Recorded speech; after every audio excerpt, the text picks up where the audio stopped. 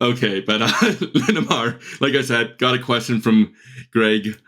But Linamar is an advanced manufacturing company for automotive and industrial usage. The company is broken down into two segments: industrial, which includes equipment like scissor lifts, as well as farming equipment for all parts of the crop production cycle once they have acquired their latest acquisition, Borgalt. On the mobility side, products include vehicle chassis, engines, transmissions, and components for electrification.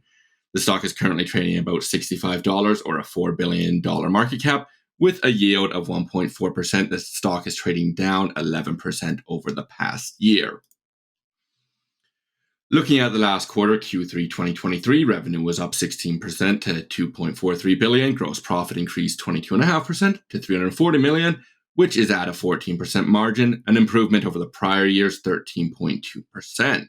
Moving down the income statement, operating earnings grew at 15.6% to $214 million, a flat margin of 8.8% compared to the prior year. EPS grew at 13.3% to $2.38, a net margin of 6%. For 9 months, EPS grew 25.1% to $6.47 at a margin of 5.5%. Further removing the impact of foreign exchange or FX and certain gains and losses on non-operating activities, normalized EPS for the 9 months increased actually 45.9% to $6.80 from $4.66. The normalization is really just an attempt at them isolating what their actual operations. So you'll see that quite commonly they'll remove foreign exchange, one-time gains or losses. It's really just to see how the company's actually doing within management's ability year over year, but it doesn't replace GAAP EPS.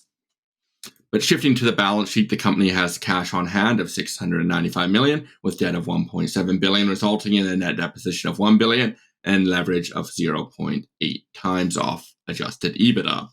However, after the quarter's end and closing now in Q1 2024, just last week from the time of recording, they finalized their acquisition of Borgalt for $640 million, increasing leverage to 1.4 times. The acquisition is the continuation of its diversification strategy into farming equipment. The company is now able to offer equipment for the full broad acre crop production cycle. Borgalt is expected to add sales in the range of 450 to 500 million, with its operating margin in range similar to the industrial segment that they currently have of 14 to 18%. The company expects roughly 55% of its operation earnings now to come from the industrial segment and the remaining to come from mobile. Remaining 45% come from mobile after this acquisition, which previously 5 or 6 years ago, it was dominantly mobile. So the diversification into industrial is significant now at this point.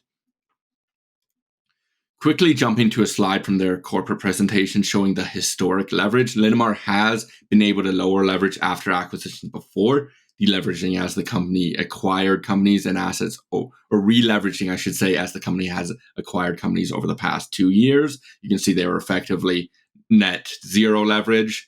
And then as they bought GF Casting, then Salford, then assets from Dura and Mobex and Shiloh, that they increased their leverage over that time. And they're still lower than what they were before that big deleveraging in 2020, but it has crept back up to that mid-single digits range.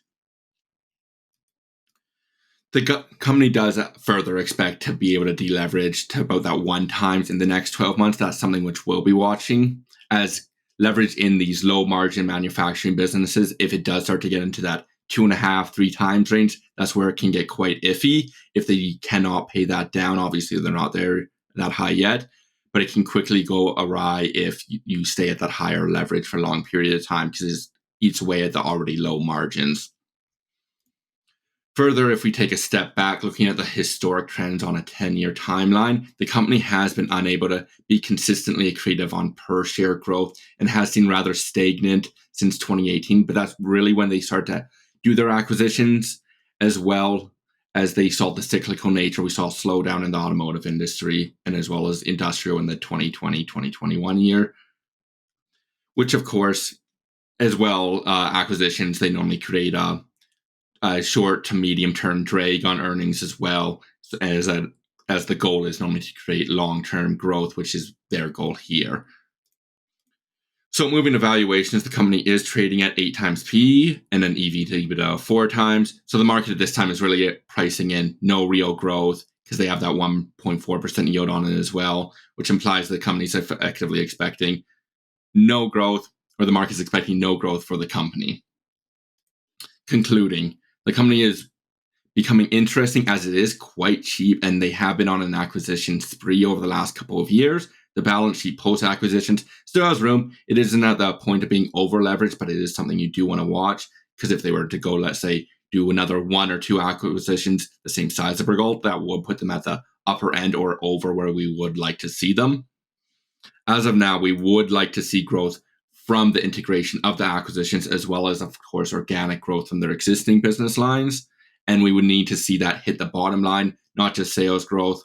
We need to see it per share, on a per share basis of earnings, not just sales or not just EBITDA. We need to see that in earnings.